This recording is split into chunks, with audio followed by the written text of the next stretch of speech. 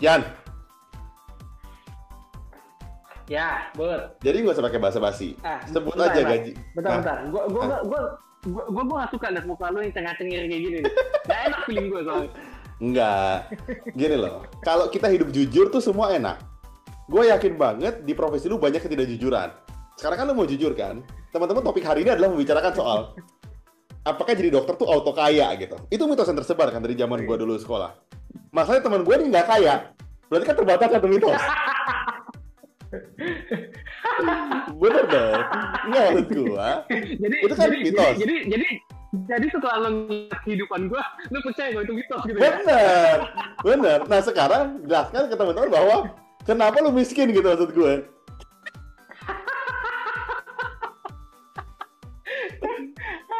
Ya, jadi gini, teman-teman jadi gini. Ya. Kemarin gue dengar salah satu topik YouTube lah menarik bahas soal banyak kedokteran. Salah satunya nyinggung soal dokter sekarang itu pasti kalau gini. Premisnya diganti. Zaman tahun 60, 70, 80-an, kalau jadi dokter, lu auto kaya. Karena jumlahnya banyak, dokternya sedikit. Tapi kalau sekarang kuliah dokter, nggak jadi kaya loh. Terus dia cerita sedikit lah soal kalau lu kerja mungkin di klinik atau di mana gitu ya, uang duduknya 50.000 gitu. Dia bilang gitu. Jadi lu itu kan 50.000 kali 30 berapa? Jadi dia cerita nih soal itu. Nah, pertanyaan gue sebetulnya. Berapa gaji lu? Ayo sebut. Iya dong. Lu harus cerita dong, kan? Iya. Kalau boleh gue jujur ya, Bud, gaji gue tuh termasuk gaji pas-pasan. Oke.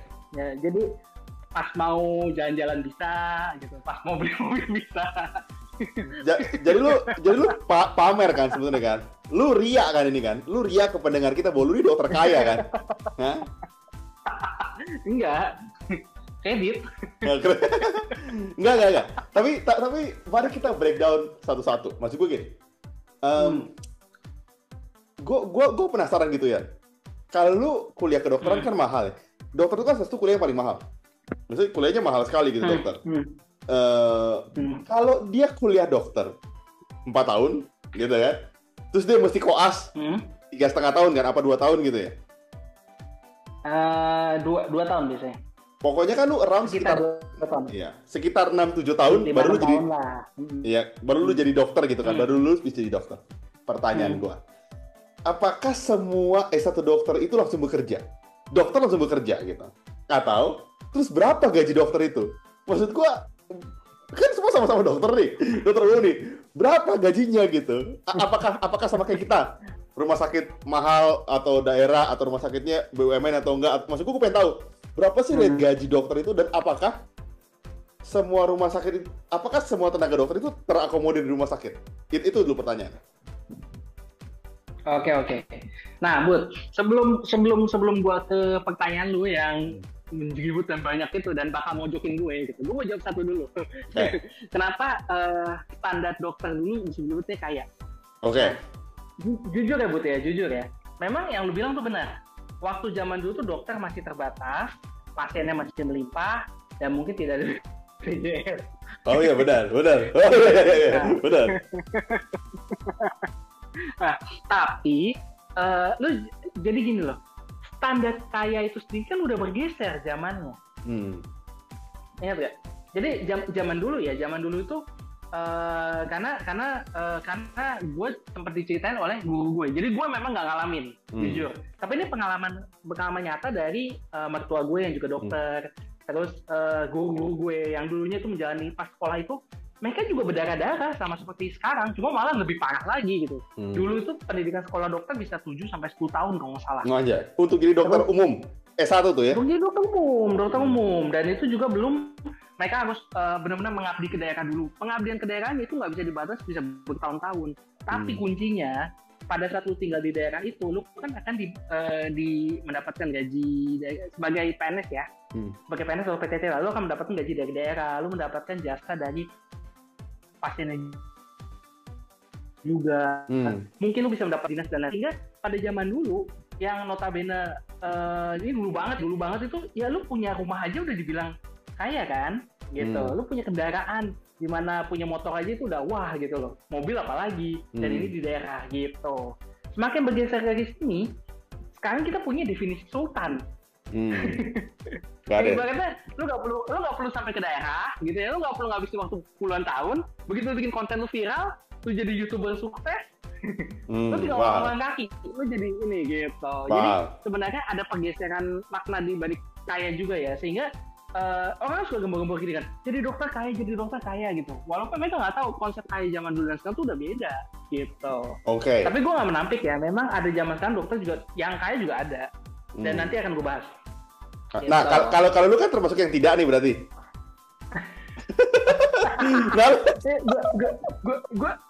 Gue pas-pasan gue. Kalau bisa nyicil gue pas-pasan. Nah, ya, pertanyaan gue begini. Pertanyaan gue, ketika sekarang dokter lulus S1 kerja, kan gini, gue berandainya gini deh. Let's say gue ke dokter klinik di dekat rumah gue, sakit gitu ya, biasa radang tenggorokan, sakit mah gitu. Biayanya tuh gue around 150.000. Udah dikasih obat resep klinik. Itu untuk klinik pribadi ya? Iya, pokoknya klinik rumahan ruko-ruko biasa lah, kayak dokter umum gitu kan. Around 120 sampai 150 lah, mungkin 170 ada tergantung penyakitnya. Udah sama obat, udah sama konsultasi. Terus kan gue kan nggak tahu ya harga obatnya berapa, gue nggak tahu ya. Sehari kalau let's say pasiennya 20 gitu misalnya, 20 kali 100.000, 2 juta. 2 juta kali 30, 60 juta. Tapi kan belum potong obat. Nah, maksud gue gini, apakah itu bisa jadi sebuah stigma dokter umum itu rate-nya segitu? Atau di rumah sakit itu income-nya lebih gede dari itu? Atau, maksud gue gini, kan agak susah ya gitu. Gue nggak tahu apakah semua dokter tuh bisa seperti itu. Apalagi kalau spesialis gitu ya, operasi segala macam. Atau memang kalau kayak lu yang nggak sukses, nggak kaya, mungkin agak bodoh juga kuliahnya. Nah, gue nggak tahu. Lu boleh cerita gimana tuh pertarungannya? Dan apakah untuk bikin klinik tuh mereka butuh cost yang gede sekali, kan kita juga nggak tahu. Nah itu Oke, bro. Oke, menjawab pertanyaan yang pertama itu, kalau misal permasalahan klinik, kalau pakai analogi lu ya, 20 pasien dalam satu hari. Betul. Pertanyaannya, tuh klinik dapat nggak 20 pasien per hari? Terus nah, gue nggak tahu kalau itu ya. Ini kita bilang ini kita nggak bicara ini ya, kita nggak bicara nggak bicara semua klinik bahkan ya, kita bicara satu klinik tempat lu aja gitu, dengan harga tarif segitu dapat nggak 20 klinik. Ini sama aja kira-kira kayak lu buka stand makanan. Ya, lu buka stand makanan, lu lihat profitnya kalau dijual satu makanan berapa, tapi lu bisa nggak dapet sales sebanyak itu dalam satu hari gitu. Nah, ya kan, jadi lu kebayang analoginya ya. Nah, sekarang banyak orang lebih memilih menggunakan BPJS. Nah, bisa nggak dapat 20 pasien dalam sehari gitu. Dan pengalaman gue sih biasanya agak sulit ya. Agak sulit. Kalau misal tuh, kebanyakan klinik sekarang itu kalau misalnya lebih gampang diurus tuh kalau misalnya dia bekerja sama dengan BPJS. Karena dia akan lebih mendapatkan pelanggan juga gitu. Kalau dia menolak BPJS sama sekali, biasanya susah berkembang. Kecuali dia lingkungan mewah gitu. Misalnya mungkin lu milih di Jakarta Selatan, Jakarta Pusat gitu. Karena ada orang, paham. Terus? Jadi kira-kira, jadi kalau misalnya udah gitu kan, yang lu estimasi itu 150 kan juga harga barang ya, belum motong modal dan lain-lain gitu. Jadi kalau menurut gue sih untuk rata-rata itu pasti jauh di bawah itu. I see. Oke. Nah, ya sekarang pertanyaan gue, kalau orang S1 dokter lulus koas, pertanyaan gue, berapa sih gajinya kalau kerja di rumah sakit? Gini, teman-teman perlu tahu. Adriani, enggak gini. Adriani manajer rumah sakit. Jadi dia kan memasukkan banyak dokter-dokter cantik yang mau jadi ininya Adrian. Kan dia memang agak licik orangnya. Jadi gue mau tahu rate lu itu berapa kalau mungkin dokter baru cantik itu berapa? Atau berapa sih rate dokter umum gitu baru pertama kali kerja? Atau tergantung rumah sakit? Atau gini, kita ngomong aja, hah? Gimana? Dengan posisi gue sekarang aja, gue masih cari sampingan podcast sama lu. Nah, gue tanya. Maksud gue gini, Yan, dokter itu kan menyelamatkan manusia. Pertanyaan gue, apakah gaji dokter tuh dihitung rata sama kayak UMR, atau tentu di atas UMR jauh? Itu pertanyaan gue sebetulnya. Atau hitungannya gimana biasanya? Oke, gini aja deh. Gue sharing pengalaman gue aja, ya. Gue sharing pengalaman gue aja. Jadi, gue itu sebenarnya masuk kedokteran tahun 2007. tahun 2007. Terus gue tuh baru benar-benar lulus, gue lulus dapetin ijazah gue itu tahun 2014. Nah, bego kan? Berarti Lu perjalanan hitung dong. Bego kan? Gue patahnya dijawab. Gue tahu, gue yakin banget bikin podcast itu, Dre. Ya terusin. Aduh, salah. Kan gue udah malas bener-bener gitu. Nah, 2014. Nah, dari 2014 sampai 2015 itu gue pengabdian di daerah. Nah, kalau pengabdian ini jadi statusnya itu lu wajib harus ikut ya. Dan di sana itu jadi lu belum digaji tapi diberikan tunjangan dari pemerintah. Nah, tahun 2014 2015 1 tahun gue mengabdi di situ, tunjangan yang dikasih ke gue itu 2,5 juta per bulan. Oke.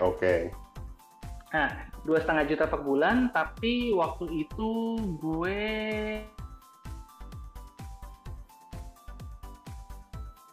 nggak dapat tempat tinggal, gue ke 14 waktu itu. Dan kebetulan di sana pemerintah daerahnya itu baik banget, sehingga dia memberikan tunjangan tambahan 2,5 juta lagi, jadi total tuh gue dapat kasarnya sekitar 5 juta per bulan. Flat. Gitu.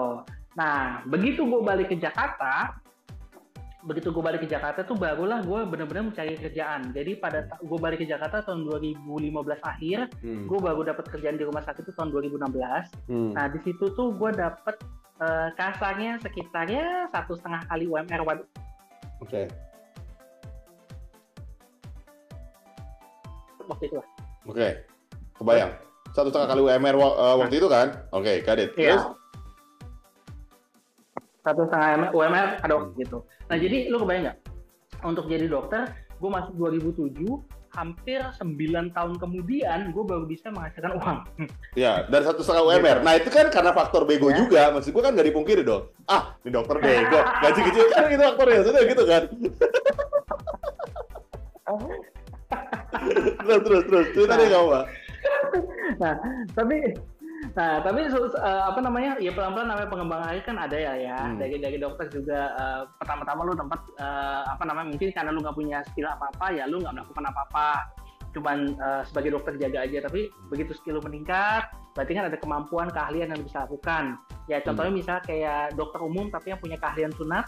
Nah, dia bisa melakukan sunat juga kan, sunat panggilan kayak gitu-gitu. Atau dokter umum yang punya keterampilan merawat luka. Nah, dia bisa terima perawatan luka diabetes, perawatan luka luka tekan, dekubitus namanya pada orang tua. Nah, itu semua kan juga ada fee tambahan lagi. Jadi ada peningkatan. Tapi kalau misalnya lu buat sobat hati yang ngebayangin ya, gaji dokter awal itu juga nggak sebombastis itu gitu. Nggak akan bisa dibandingkan dengan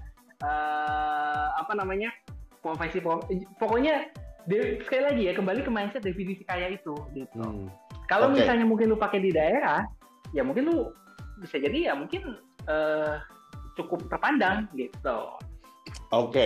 Nah, ya berarti kita dapat kasarannya ya, Mas Hugo. Terus mari kita bahas soal ini, Yan. Benar nggak sih susah untuk dokter kerja di Jawa, di rumah sakit? Maksud gua, apakah sesulit itu pertanyaannya? Sulit banget, hampir nggak bisa lah kerja di Jakarta. Kalau nggak ada koneksi, nggak ada segala macam, nggak bisa masuk. Atau gimana tuh sebetulnya? Nah, itu juga benar sih, Bu. itu sebenarnya sih lebih kepada ini ya, karena kan di Jawa itu kan sebenarnya udah padat banget. Jadi otomatis ya sekarang gini deh, realitanya aja. Lu kuliah, lu keluarga di Jawa, lu tinggal di Jawa, lu sekolah di Jawa, lu pasti berkarir juga mau di Jawa. Iya, paham. Gitu. Nah, semua dokter yang mengabdi ke daerah, kalau keluarga di Jawa, pasti ujungnya pasti minta ke Jawa semua gitu. Dan akhirnya terjadi penumpukan di sana. Kalau kita lihat statistiknya, memang dokter-dokter di Jawa itu jauh lebih banyak dibandingkan dengan daerah di luar Jawa. Bahkan gitu. Mungkin sehingga, di daerah juga berkarir di Jawa gitu kan? Iya, benar juga. Maksudnya nggak menutup kemungkinan bahwa orang yang udah di daerah, dia kuliah di Jawa, terus kebetulan dia dapat karena koneksi misalnya dapat pekerjaan di sana, akhirnya dia nyaman, malah dia nggak boyong keluarga di daerah juga bisa. Iya, paham. Gitu.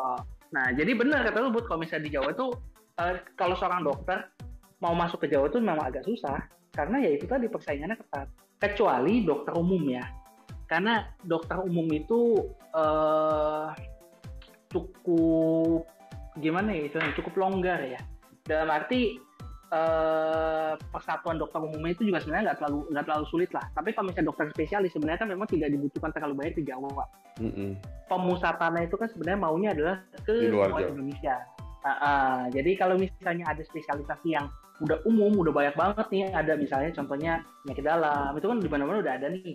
Nah makanya biasanya akan dicoba difokuskan ke luar Jawa dulu. I see. Oh, nah sekarang mari gue kemarin dengar podcast. Nih, gue mesti tegaskan lagi. Adrian ini manajer rumah sakit. Dia yang mengatur flow banyak dokter di rumah sakit. Ini pertanyaan menariknya. Yan, gaji dokter spesialis itu berapa? Maksud gue gini, apakah, kita nggak usah sebut angkanya, apakah dokter spesialis itu ada yang dianggap sakti dan dia nggak sakti? Contoh gini, kalau dia spesialis bedah jantung, lebih mahal daripada dia spesialis penyakit dalam misalnya. Atau kalau dia spesialis bedah jantung, lebih mahal daripada spesialis mata misalnya. Pertanyaan gue gitu, apakah spesialis itu beda-beda bayarannya dan itunya? Beda Bu.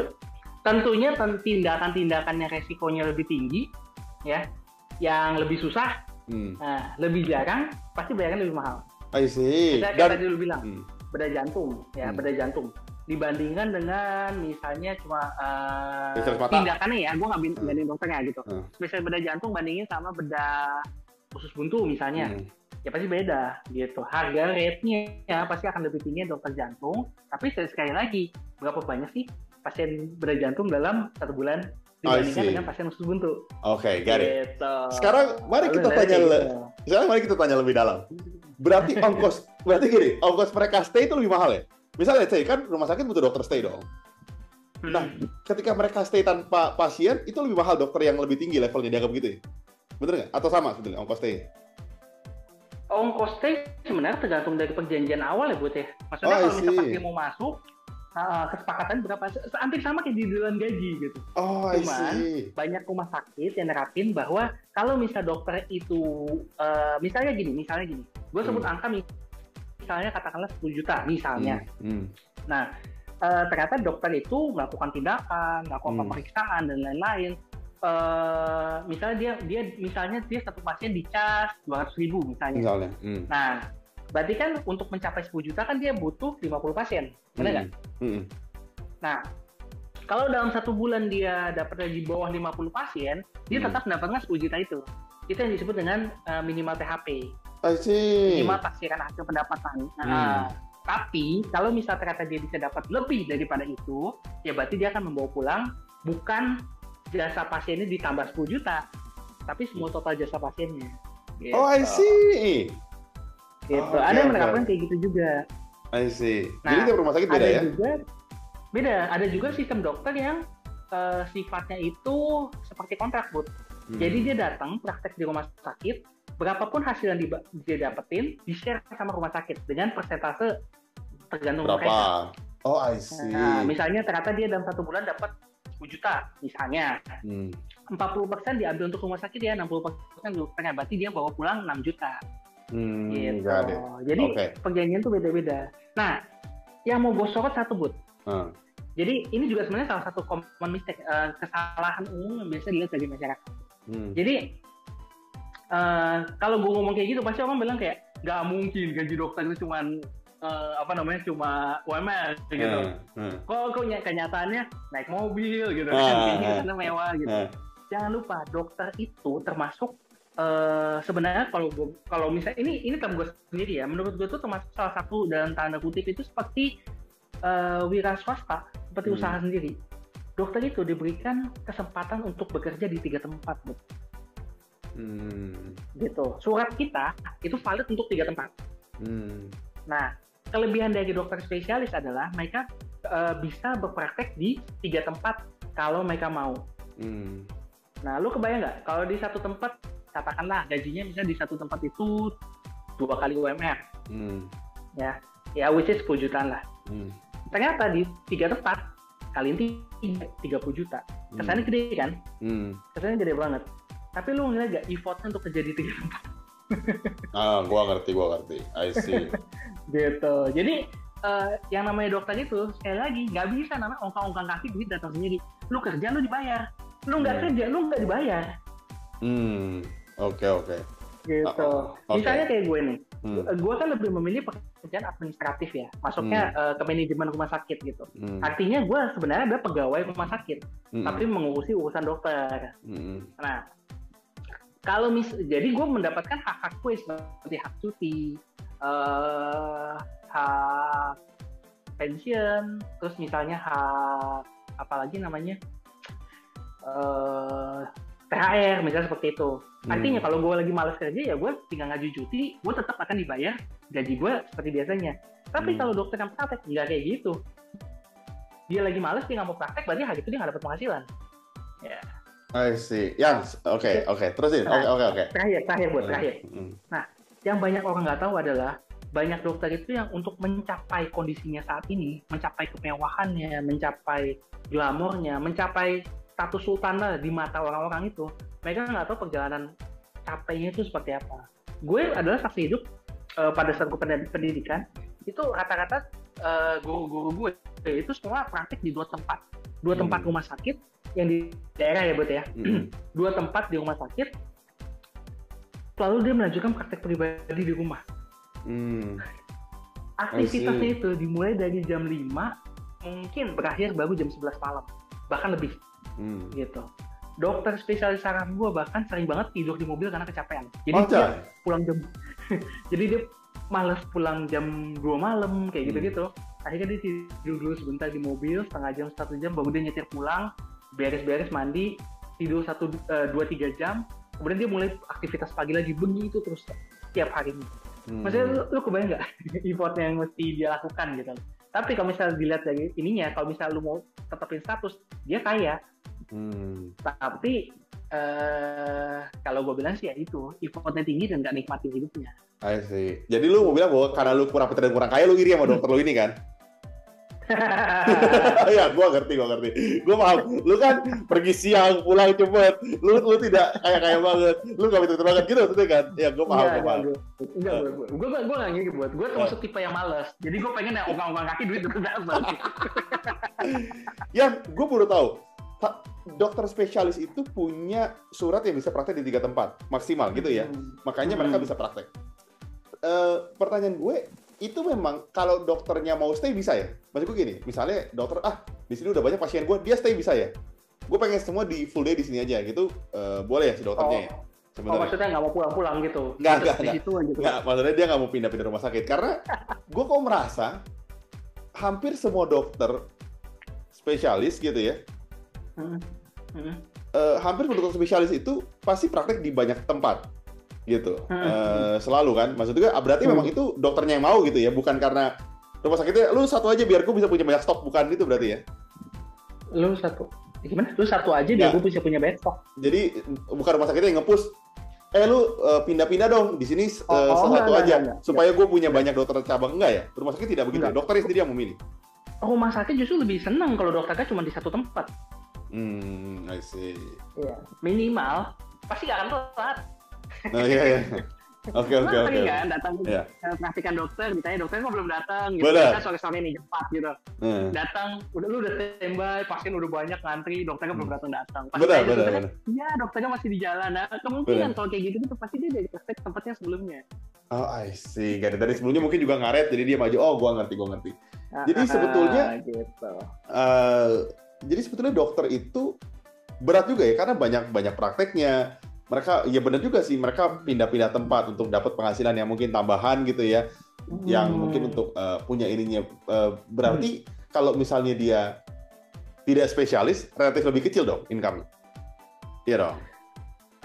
Itu pun tergantung ya Bud ya. Jadi kembali lagi, kalau bidang pekerjaan apa yang lo ambil gitu. Dokter itu kan nggak dibagi cuma dokter umum, dokter spesialis. Ada misalnya dokter perusahaan, dokter pertambangan, ya kan. Lalu ada juga dokter yang bekerja di manajemen, ada dokter yang bekerja di asuransi gitu. Nah, untuk bidang-bidang lainnya yang di luar gue kan memang gue nggak bisa bilang. Cuman satu yang menarik, dokter-dokter jaga klinik. Tadi lu sempat mention kan yang mau duduknya 50.000 gitu. Nah, terus story ya Bud ya. Dulu waktu gue sebelum kerja di rumah sakit, sambil nunggu panggilan itu kan gue juga mencok-mencok klinik, nyari satu-satu gitu kan. Nah, itu waktu zaman dulu, berarti kan tahun 2016 ya. Itu tuh kata-kata uang duduknya misalnya adalah 100.000 atau 150.000. Ada yang 200 sampai 250, tapi tempatnya itu jarang. Dan itu biasanya minta dokternya itu stay untuk 12 jam. I see. Gitu. 8 pagi ke 8 malam. Gitu. Gue pernah ngeliat di Facebook ya, lowongan kerjaan di dokter jaga klinik ya, ini bukan di Jawa, di daerah Sumatera. Itu dokternya dibayar per pasien 1.000. Wow. Ekstrim ya. Pasien BPJS akan dibayar hanya 1.000 gitu ke dokter umumnya. Cuma ya sekali lagi itu kan nasib-nasiban. Gimana caranya lu bisa dapat klinik yang mungkin memang basah-basah, dalam arti itu berarti mungkin pasiennya emang rame ya. Terus habis itu kliniknya juga bisa memberikan paket yang lebih gede kepada dokter umum. Ujung-ujungnya dokter itu cuma ngikutin lapangan pekerjaan yang ada. Jadi untuk penutup, dokter tuh senang kalau masyarakat kita sakit kan sebenarnya kan, dapat uang kan dia.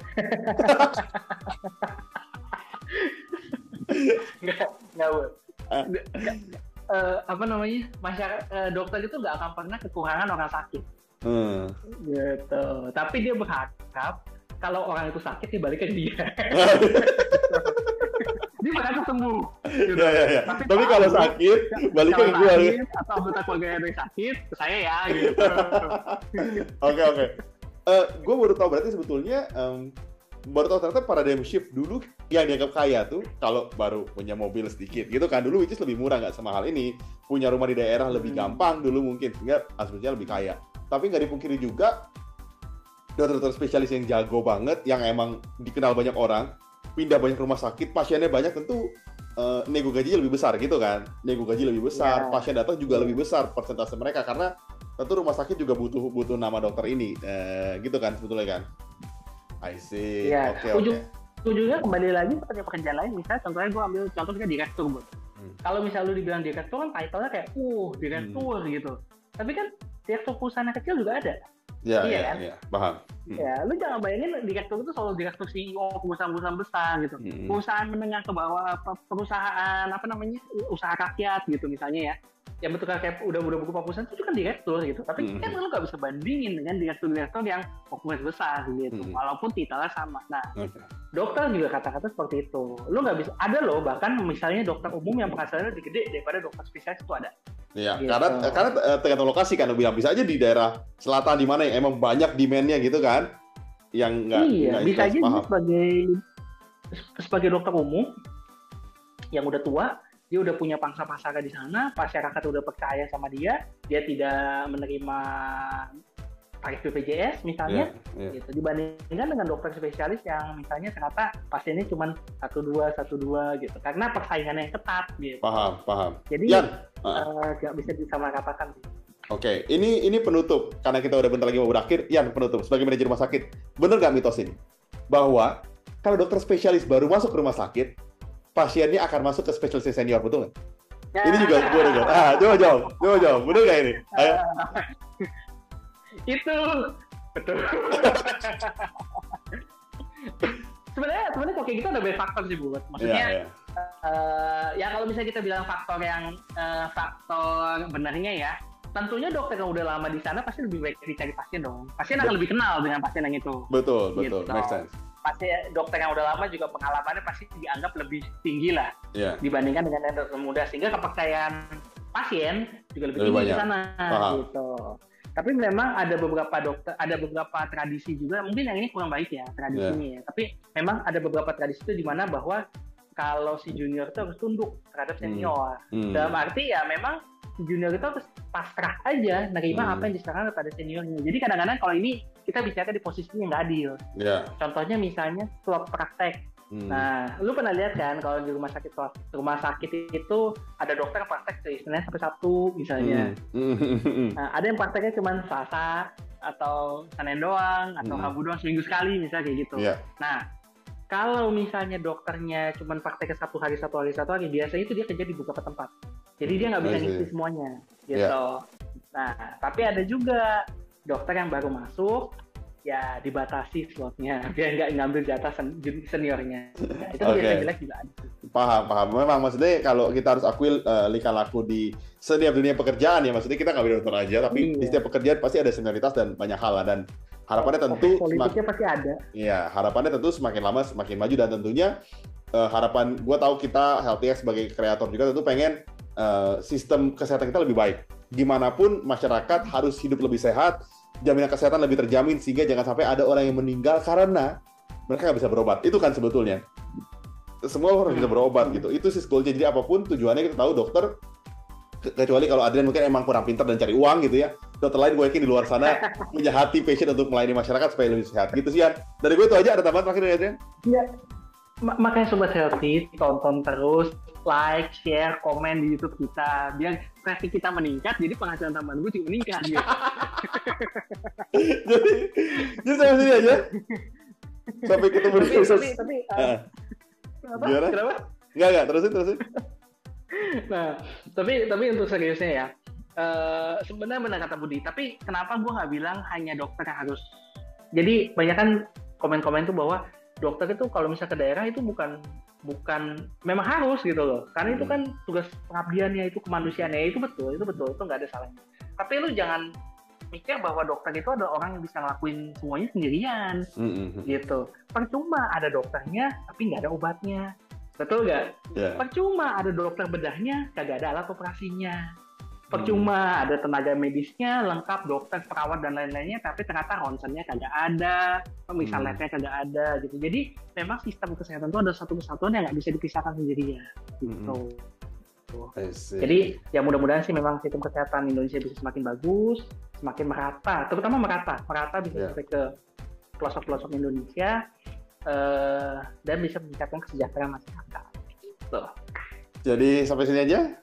Sampai ketemu di episode selanjutnya. Semoga teman-teman bisa terbuka, dan semoga teman-teman bisa, nanti kalau punya pertanyaan boleh DM kita atau tulis di kolom komentar, atau nanti juga gue taruh nomornya Adrian biar bisa nanya-nanya soal kita tadi. Jadi sampai sini aja. Stay healthy. Stay alive. Bye.